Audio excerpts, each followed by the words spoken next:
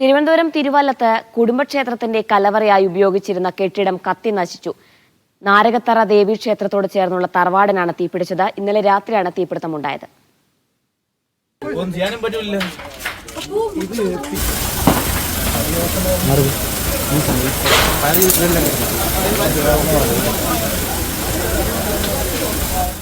വർഷങ്ങളുടെ കാലപ്പഴക്കമുള്ള കെട്ടിടമാണ് കത്തി അമർന്നത്.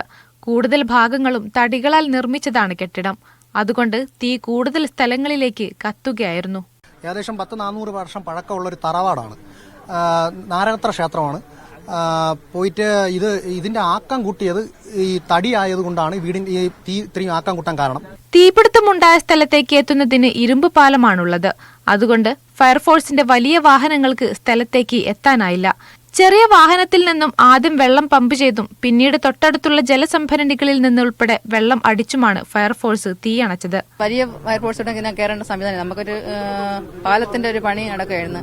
അത് മേയർ അനുവദിച്ച് തരാത്തതുകൊണ്ട് ഇത്രയും താമസം. 3 വർഷം കൊണ്ട് ഇതിനുവേണ്ടി കയറി ഇറങ്ങി പാലം നമുക്ക് പണി ചെയ്ത് തീർക്കാൻ പറ്റിയിട്ടില്ല. അത് അത്രയും ഈ വലിയ ഫയർഫോഴ്സ് വന്നെങ്കിൽ ഇത്രയും അപകടം ഉണ്ടാവൂലേ, അത് കുറയ്ക്കാൻ പറ്റുമായിരുന്നു നമുക്ക്. പക്ഷെ ആ പാലത്തിന്റെ പണി നടക്കാത്തത് കൊണ്ട് മാത്രമാണ് ഇപ്പൊ ഇത്രയും ഒരു വലിയ അപകടം സംഭവിച്ചത് തന്നെ. മീഡിയ 1 തിരുവനന്തപുരം.